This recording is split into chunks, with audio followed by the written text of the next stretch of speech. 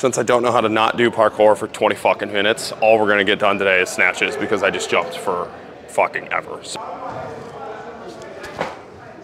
Oof. Those were gross. Those were really gross. I didn't love those. God dang it, focus up. What is up, YouTube? We are back with another day.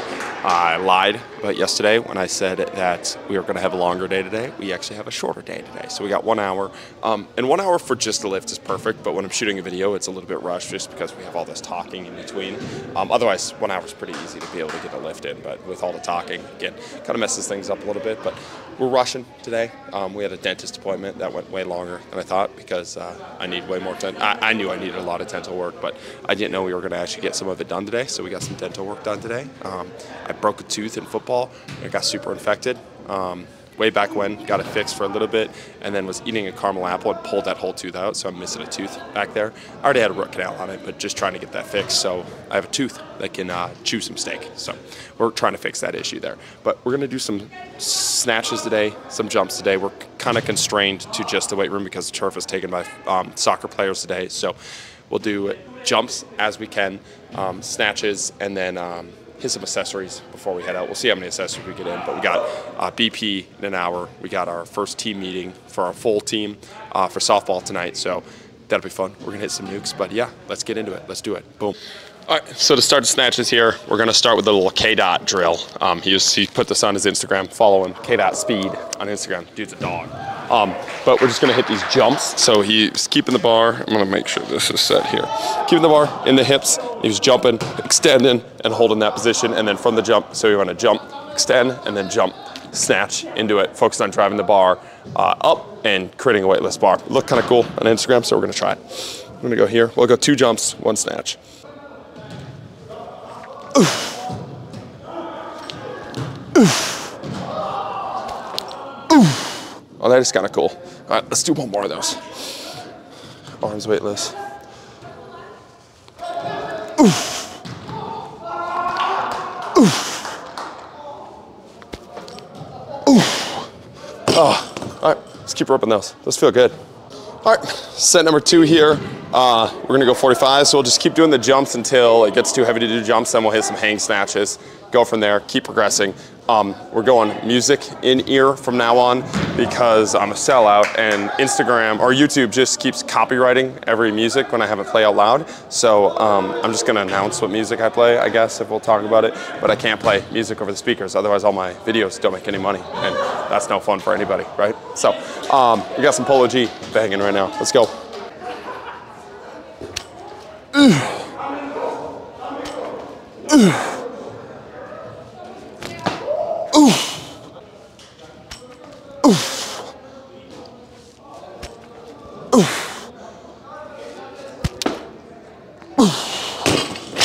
One more set with the jump, then we'll just go snatches. Feels good. The drive feels crazy off of the ground, which is really nice, but feels like the timing gets a little bit messed up. So we'll go, let's go maybe 15s on. We'll see what we got for the next set. 15s on, then we'll go heavy snatches from there. Keep ripping, let's go. Last set of this little jump complex. 2 jumps, 1 snatch, 2 jumps, 1 snatch. Then we're just going to regular snatches. Been hitting the jumps in between, so 1 more set of jumps. I'll record that next, and we'll kind of hit that after. So we got parkour jumps, a little bit of a warm-up parkour jump, just jump variability jump, and then we got lunge or lateral bounds back and forth, side to side, building those up. So, and we got our death drops today, of course. Duh, death rebound jumps. So let's hit it. Oof. Oof. Oof. What am I doing? I got another set. Just manhandling that. Thinking I was a beast. Idiot. Come on. Oof. Oof. Come on.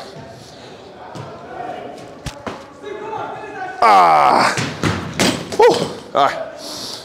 Oh, let's go. We're nice and cuddly here in our weight room just because we don't got a lot of space, but we got lateral bounds, repeat. We got 8 of them. So we're going here, jumping over, skitter hops, going back and forth. 8 of them, just bouncing back and forth. Again, working a little bit of that elasticity off the ground, getting nice and long. I really like Will Rattel's kind of thought process with repeat jumps and almost treating them a little bit like an accessory lift. So he'll do, I believe, and don't don't quote me on this because it might be wrong, but he'll do like 20 jumps, 25 jumps in a row, like squat jumps at the end, just like this, as like a strength exercise. And I think you can use that with almost all your jumps, like lateral jumps as well.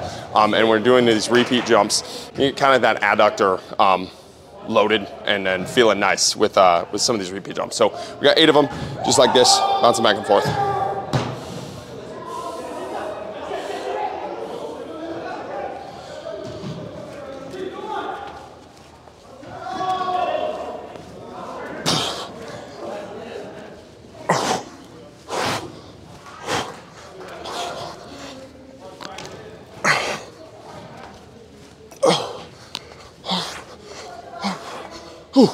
All right, nice. Then we got these parkour jumps, right? So don't have a ton of room, got a low box, low hurdle. A lot of times I'll treat this just as like a warm-up exercise for the athletes. Get them moving, get them in a bunch of different positions. I really think if you're gonna talk about landing mechanics, parkour is gonna be the best landing mechanics you can get because it exposes the athletes to a multitude of landing variations, a multitude of landing mechanics that they're going to be exposed to in sport, going to be exposed to in life, even if they're falling or tripping. If you're working with a little bit of a more lifestyle client, a general client, a non-athlete client. But I really believe parkour is the best version of landing mechanics that you can get. You're landing in a multitude of different ways. You're jumping and taking off in a multitude of different ways. You're creating athletes that are super adaptable and athletes that can handle the environment that they're going to be exposed to in sport. So when they're jumping up and they're landing in awkward positions, they're landing knees together, they're landing knees out, they're landing on top of things. At least we have exposed the tissues to that demand before it happens in sport. And I'm not even saying it's the perfect thing. I just, in my philosophy and my approach, it seems to make a lot more sense than working on the perfect position that we'll really never ever see in sports, right? Whereas why not expose the athlete to what they'll probably see in sports and just a multitude of different ways to land, multitude of different ways to take off. Rob Gray also talks about in his book how the mastering the linear process of mastering something like a landing mechanic can almost lead to more injuries because it stresses the tendons and ligaments in the same exact spot every single time. So he was talking about in his book, and I believe he was saying he was theorizing here, but I like the theory of how every single time, if you're taking off and landing in the same position every single time, you're stressing the tendons, ligaments, muscles in the same exact spot and creating weak points and strong points, worn out points and points that really aren't work that much. And that could possibly lead to more injuries because you're stressing the same spot over and over again. Whereas if you're approaching into a multitude of different jumping, a multitude of different patterns when you're jumping in this parkour pattern, you could stress it different every single time. So not only are you exposing the tissues that need to be exposed, you're also not wearing out the same tissues over and over again. So I kind of like that theory, I kind of like that thought process. Again, I think I don't throw that on Rob Gray. He's a fucking genius. Like, don't throw my meathead words into his mouth. But that's how I kind of took his theory of that, and I really like that. It makes sense in my worldview of athletics, of watching athletes over and over again take off and land in different positions every single time. And now you have a kind of warm up or a jumping environment that can kind of prepare them for that. So that's kind of our approach here. Again, these are going to be a little bit lower intensity than our normal one just because we don't have a ton of room, but working a multitude of different jumping and landing positions here. Let's go. Ooh. Ooh. Ah, I got that one. Oh, come on.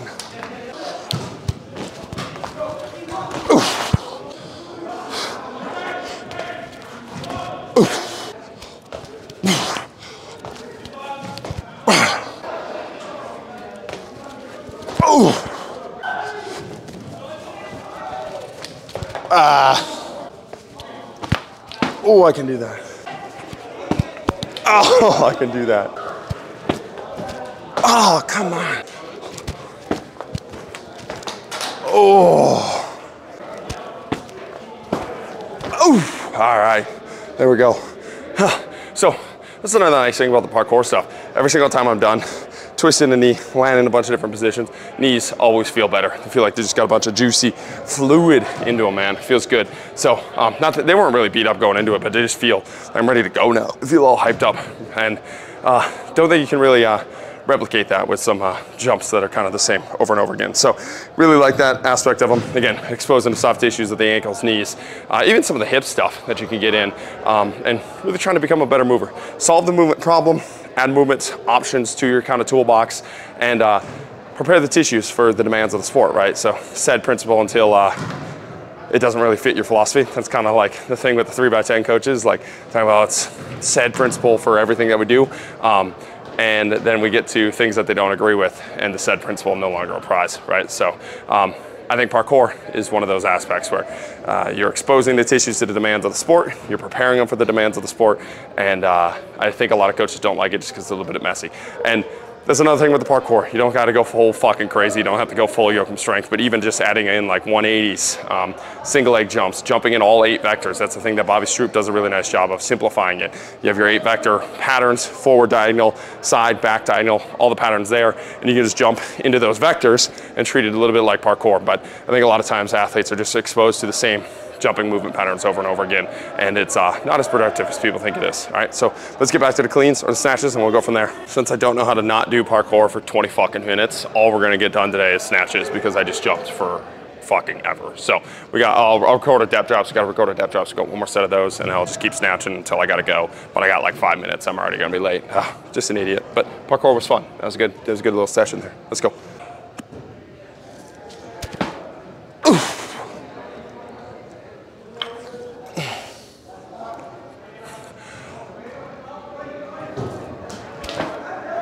I'm not pulling up at all. Come on.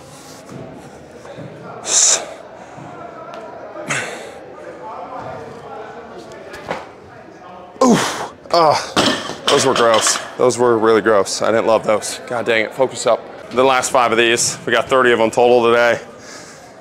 Depth rebounds, punching the ground here, exploding back up.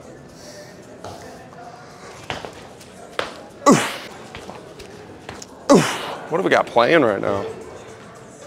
Big X the Plug. Man, he kind of has the same songs over and over again, but his flow, one of my favorites right now. Man, he has some bops. It's kind of like the same flow every time, but I enjoy it, so why change it? We're going bandless today just because we didn't have time to set it all up. That's okay, I feel a little bit more responsive here. Probably where I should have started. Man, that right foot is just not as snappy. Gotta get up.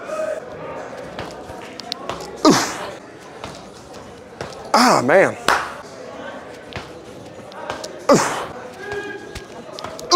There we go. All right, those are feeling poppy. We'll do one more set of snatches, then I really gotta go. Hopefully just make these cleaner. Last set sucked. Looked like I was overemphasizing the jump portion of it, which is cool. This is what I was kind of working on, but I was like fully jumping forward. So gotta keep the hip bar a little bit tighter, just like Kyle was teaching me. Bar a little bit tighter, go straight up with it. Here we go. Last set here.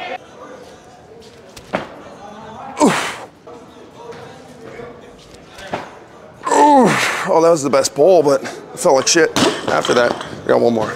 That'll fix this.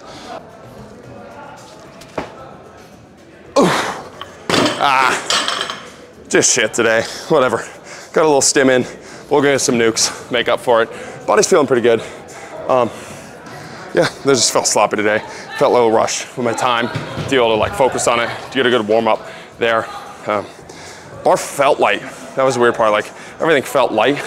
Form just felt fucking goofy. It wasn't that bad a weight, and I was keeping it for all 3 instead of dropping it in between the sets. So that was a little bit different, but yeah, let's go. I'll hit a car talk on the way there.